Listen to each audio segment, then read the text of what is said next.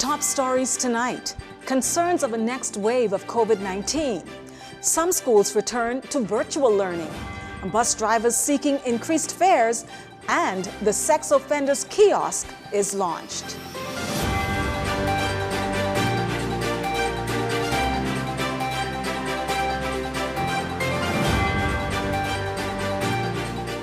Good evening, everyone. I'm Zenobia Williams with your JCN News for this Thursday, May 12th. Thank you for joining us.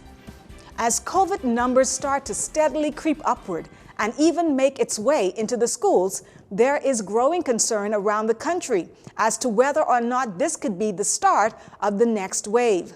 Well, the Ministry of Health and Wellness says there's no need to be alarmed. Our Austin Fernander has more. Following 2 months of steady decline in the number of COVID-19 cases in the country, over the past few weeks, there has been a sharp turnaround in that trend as numbers start to trend upward again. Most notably, this week the Ministry of Health and Wellness reported 38 confirmed cases of COVID-19 on several government and private school campuses throughout New Providence. While the ministry has not yet recommended the closure of any schools, we have seen a number of institutions in the capital revert to virtual or hybrid learning following this outbreak. Schools that have confirmed campus closures include St. Augustine's College, Queen's College, St. Anne's, and Stephen Dillard Primary School. Well, at this week's press briefing at the Office of the Prime Minister, members of the press had a chance to ask Dr. Philip Swan exactly why is it that the ministry hasn't yet ordered the closure of schools in the midst of this spike. We have reported over the last several weeks a gradual increase of cases in the community. Populations in the schools are part of the community. The numbers of schools that we have, a number of cases rather, that we have experienced or been reported from schools are not to a threshold where we feel the school needs to be shut down in order to control anything, because there's no outbreak or anything in the schools. Right. But generally speaking, we have seen a recent rise in COVID cases generally. Correct. Are you able to provide some insight? Are we seeing another surge? Exactly what's happening as it relates to the COVID situation in the country? Right, so there's a surge. A number of cases are occurring, but it's not to the threshold where we are too concerned because it's just cases. If you look around the globe, we've moved away, or public health has moved away from the reactive posture of when there's an increase in number of cases, you automatically shut down. There are some things that other aspects of the monitoring process that we take into consideration. As for what the Ministry of Health and Wellness has found to be responsible for this most recent spike in cases and how they plan to manage it, Dr. Swan says that the ministry believes in the science and it's up to Bahamians to trust it as well. Basically, we think it's more related to COVID fatigue. There are persons who are pushing for mask mandates to be removed, and some of them are just going on the way and moving those mask mandates themselves. And so the reality is that we strongly believe in the science, and science has proven true. If persons are wearing their masks when in close confines with other individuals, whether or not they know they have COVID, because you really don't know, we feel that that is a protective measure, as well as hand sanitization. We have removed the mask mandate for wearing a mask in the community. You are allowed to be outdoors, allowed. We do not require you to wear a mask when you're outdoors if you are more than 3 feet from the person next to you.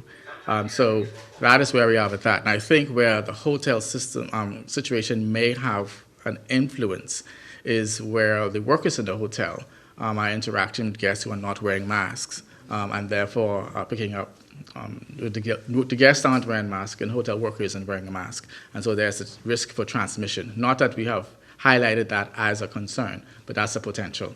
Dr. Swan notes that although COVID numbers have crept up in recent weeks, health officials aren't overly concerned, as the severity of illnesses has been low and the recovery rate is steady. However, he does note that vaccines are still the fastest route to a transition from pandemic to endemic. As for the numbers of cases among school-age persons, Dr. Swan says that the ministry is monitoring the rate of the spread and will make the appropriate recommendations when necessary. Reporting for JCN News, I'm Austin Fernander. Rising with the increase in positive COVID-19 cases in New Providence schools is the concern for the impact of school closure and the temporary return to virtual learning by some schools on the psychological well-being of students. The schools that have reverted to virtual learning are expected to return to in-person learning in 2 weeks or less. speaking to the potential psychological impact on students as the educators, health officials, and parents navigate the present uncertainties, Mrs. Rochelle Baston, Director of Psychological Service at the Sandlands Rehabilitation Center, says this. There are some children who begin to really embrace the being alone and living in that virtual world. And so just to get them back out and back into that social environment was a challenge for some. And then to have to go back to that situation again kind of reinforces for that group of students, I would imagine, the notion that, you should have left us alone kind of thing. Like, this is what I had already adjusted to. This is what worked for me. The back and forth, really throws them off that even keel. And then there are the kids who are looking forward to and happy and excited to be back in that social environment. And so, at the very least, it just really upsets their equilibrium and leaves them wondering, what next? The stability. When asked how are parents to approach any behavioral challenges, she says. So it's best to just be open with them, of course, to make it age appropriate in terms of that conversation and that dialogue, and not to make it so rigid where, we got to sit down and have a formal thing where we're talking about this, but,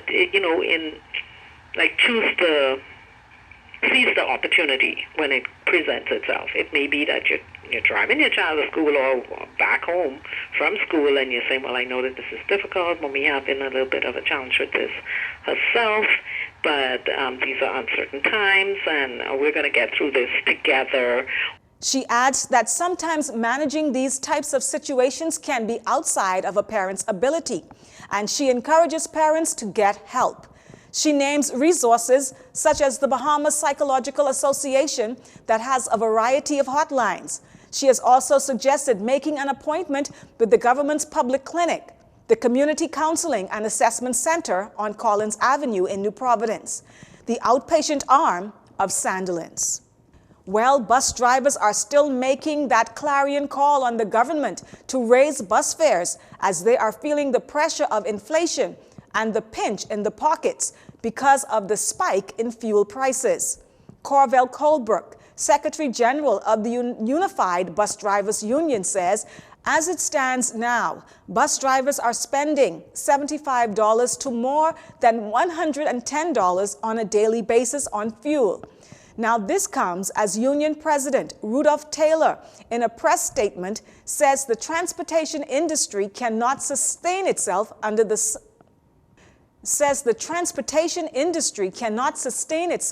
until the summer for the Ministry of Transport and her cabinet colleagues to review increasing the bus fares. Mr. Colebrook echoing those statements. Well, as you know, the price of fuel continue to rise. On a daily basis, our drivers are now spending over $70. Some, depends on the route, over $100 in fuel prices. Fuel right now is $6.18, $6.33, $6.34 per gallon of diesel. All right, we spend this on a daily basis. You have some routes spending over $110 for fuel. As we know, the minister has said that the cabinet will revisit the fare increase in summer, but by that time, how long can you expect the busing industry to last for the next 2 to 3 months for summertime to come around? We know that in summer, Parliament normally goes on summer break, so we're trying to figure out how long she expects us to last. In March of this year, Transport Minister JoBeth Colby Davis indicated to reporters that she had meetings with transportation operators who had raised concerns over the increase in gas as a result of Russia's invasion of Ukraine. At the time, she said, with the economy just reopening, the government wanted to see how revenue flows, get persons back to work, and then have a thought of whether fare increases would be done. She also noted that the government will revisit the discussion in the summer. Mr. Colebrook says action is needed now. Bus fares are 50 cents for primary school students, $1 for junior high school students and senior citizens. All others pay a fare of $1.25. As far as the next move for the buses union, if their concerns are not addressed, Mr. Colbrook says the minister will decide the next step. Today, the Ministry of National Security, along with the Bahamas Department of Correctional Services, launched the Sexual Offenders Kiosk Registry at the Wolf Road Police Station. The Sexual Offenders Amendment Act was passed in 2014 and was enacted on July 24, 2019. The Sexual Offenders Registry ensures that all convicted sex offenders in the country are registered in the database of the Bahamas Sexual Offenders Registry Management System. National Security Minister Wayne Munro said to date there are 27 offenders registered in the register. National Security Minister Wayne Munro said to date there are 27 offenders registered in the register dating back to July 24, 2019. As it relates to persons who were in prison sentenced before 2019, Minister Munro said, refer matters to the Attorney General. As of July 2021, there was a fully staffed sexual offenders register where all sexual offenders that were sentenced as of that date were registered in the register. I must be very clear about this. Only offenders sentenced as of July 24, 2019 are now placed on the sexual offenders register. And to date, there have been registered 27 sexual offenders on the register. National Security Minister noted in his remarks, persons who have committed crime of sexual offense have no rational reason, but having a degree of behavioral disorder. The Sexual Offender Registry is a unit within the Bahamas Register.